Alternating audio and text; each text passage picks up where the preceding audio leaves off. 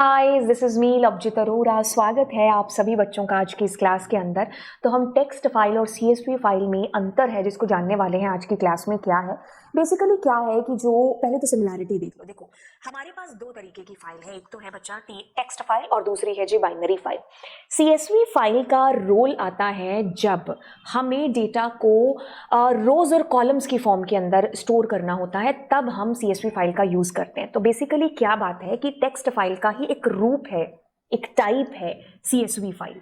जब हमें हमारे डेटा को एक पैराग्राफ की फॉर्म में, या फिर मैं यूं ही अपने डेटा को स्टोर कर रही हूँ, कुछ मुझे टेबल वेबल की फॉर्म में नहीं चाहिए, तो मैं टेक्स्ट फाइल का चुनाव करूंगी। वहां पर मेरी ज़रूरत थोड़ी सी चेंज हो गई। मान लो मुझे कुछ आइटम्स को स्टोर करके रखना अलॉन्ग विद देयर प्राइस, या फिर मैं जैसे आप आईआरसीटीसी का एग्जांपल ले सकते हो। वहां पर एक टेबल की फॉर्म में हमें समझाया जाता है कि ये वाली ट्रेन इस प्लेटफॉर्म पर इतने बजे आ रही है और ये इतने मिनट लेट है ना। तो ये सारी चीज़ें जब लिखी होती है तो हमें जल्दी से फटाफट से चीज़ समझ में आ जाती है। तो ज़रूरत आपको समझ में आई। तो जब हमें रोज और कॉलम्स की फॉर्म में डेटा को स्टोर करना है तब हम इस फाइल का चुनाव करेंगे, और जब हमें नॉर्मल पैराग्राफ वगैरह में लिखना है तब हम इसका चुनाव करेंगे। Stores data in plain text in paragraph और लाइन्स। जब हमें टैबुलर फॉर्मेट में डेटा को स्टोर करना है तब हम इसका यूज है जो कर रहे होते हैं। Does not have specific structure for data, but इसमें रोज और कॉलम्स की फॉर्म में डेटा आता है। और आपको पता है कि इस फाइल का नाम है कॉमा सेपरेटेड वैल्यू। तो इस फाइल के अंदर जो डेलीमीटर यूज होता है वो होता है कॉमा बाय डिफॉल्ट, बट हम इसके अलावा भी कोई और डेलीमीटर दे सकते हैं, बट जो बाय डिफॉल्ट होता है दैट इज व्हाट कॉमा। अब जैसे आपने नोट्स है या लॉग्स वगैरह है जो वो हमारे टेक्स्ट फाइल के अंदर हम लिखते हैं, अगर हम नोटपैड वगैरह को ओपन करते हैं। बाकी हम सीएसवी फाइल की बात कर ले तो सीएसवी फाइल हमारा जैसे हम स्प्रेडशीट वगैरह की बात करते हैं, तो अभी मैंने एक एग्जाम्पल भी है जो दिया था। लेट्स इस वेबसाइट पर गई और यहाँ से मैंने जो है ये एक पोइम है जिसको मैंने ले लिया।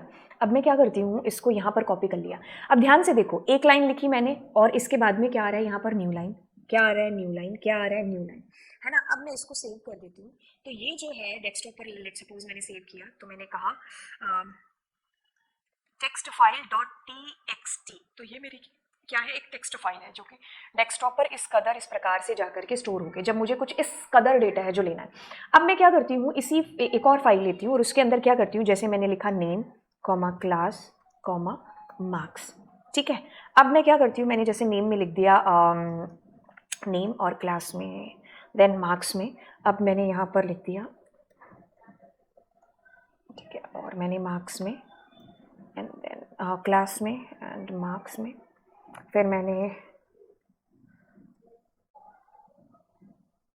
ठीक है। तो अब मैं क्या कर रही हूँ, इसको सीएसवी फाइल में स्टोर कर रही हूँ। मतलब मैंने कहा CSV file example dot CSV, ठीक है। तो मैंने इसको जो एक्सटेंशन दिया है that is what CSV, save कर दिया।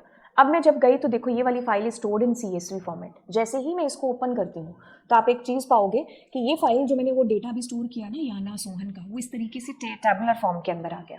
टेबल की फॉर्म में ऐसे आपका डेटा स्टोर है।